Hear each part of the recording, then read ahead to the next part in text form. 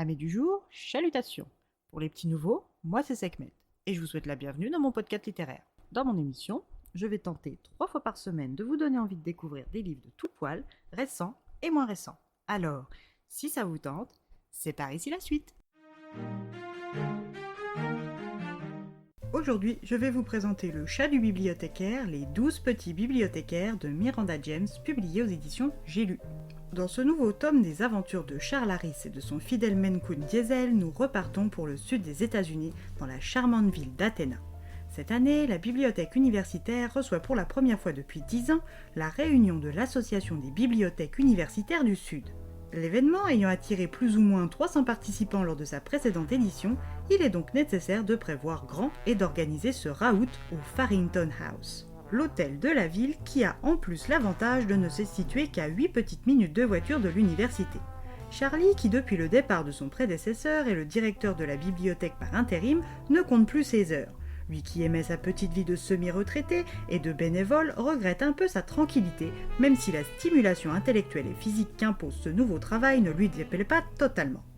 Diesel, lui, en doux géant arrangeant, s'accommode de ces changements sans trop de difficultés, surtout que son amie Melba Gillet est sa voisine de bureau. Devenue son assistante, Charlie et elle ne se quittent plus, là où avant ils devaient attendre les pauses pour bavarder. Charlie est en plein travail quand il reçoit un appel de Lisa Krauss, la responsable des services d'accessibilité à la bibliothèque de l'université et également à la tête du comité d'organisation de la conférence à venir. Elle a la tête dans le guidon et doit remplacer au pied levé un intervenant qui vient de se désister pour raison familiale. Charlie, qui sait combien sa collègue se donne de mal pour tout se déroule bien, accepte de devenir modérateur lors d'une table ronde ayant pour thème le catalogage dans les bibliothèques universitaires et le monde numérique. Nécessité absolue ou perte de temps. Un sujet qui promet d'être intéressant. Une fois qu'il a raccroché, il s'enquiert du programme et des intervenants. Il se renfrogne aussitôt quand il voit le nom du docteur Gavin Fong. Les deux hommes ont un passif houleux en commun. Quand Charlie était à l'école de bibliothéconomie, soit environ 30 ans en arrière, il s'est retrouvé à devoir fréquenter le présomptueux, l'infâme et le désagréable Gavin Fong. S'il a longtemps supporté son comportement irritant sans perdre son calme, il lui est arrivé aussi de lui coller une droite bien sentie en pleine mâchoire, mettant un point final à ses mauvaises manières avec sa femme. Charlie prend la pause déjeuner avec son chat pour digérer la mauvaise nouvelle. À son retour, l'humeur n'est pas au beau fixe. Laura, sa fille, vient de lui annoncer que son mari, Frank Salisbury, le professeur de théâtre de l'université, vient de recevoir une offre d'emploi des plus intéressantes en Virginie. Enceinte de son premier enfant, la jeune femme ne souhaite pas vraiment quitter sa nouvelle vie, mais y voit aussi des avantages non négligeables. Charles est peiné et anxieux à l'idée de ce possible départ. Alors quand en ouvrant sa boîte mail il trouve un message du docteur Fong, quelle n'est pas sa surprise. Il lui demande expressément de soutenir sa candidature pour le poste de directeur de la bibliothèque universitaire d'Athéna. Charlie avait déjà reçu de la part de Forrest Wyatt, le président de l'université, une demande d'avis concernant la candidature de Gavin.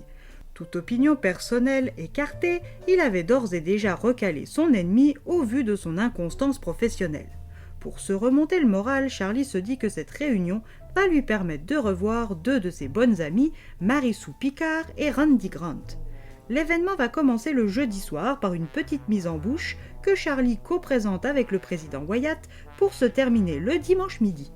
Rien que d'y penser, Charlie est presque revenu.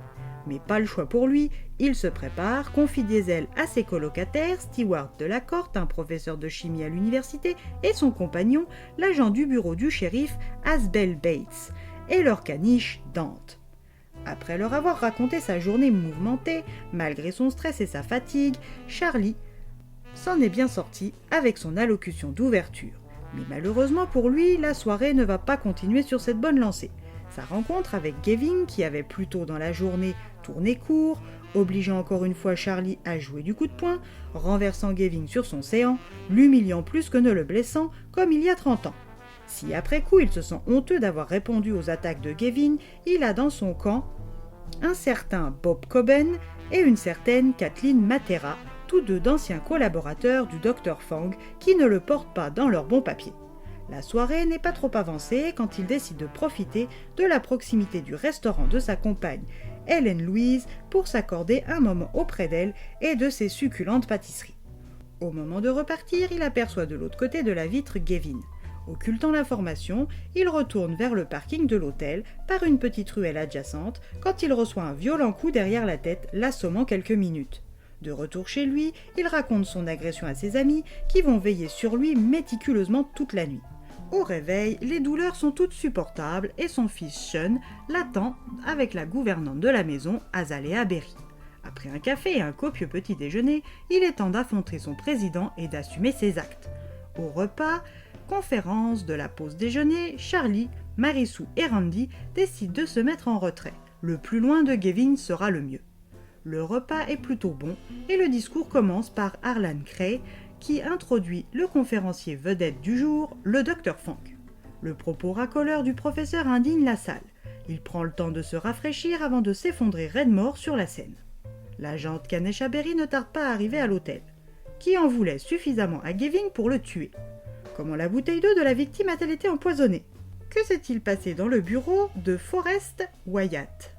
Charlie arrivera-t-il encore une fois à trouver la solution à ce nouvel homicide aux côtés de Miss Berry? À vous de lire pour le découvrir.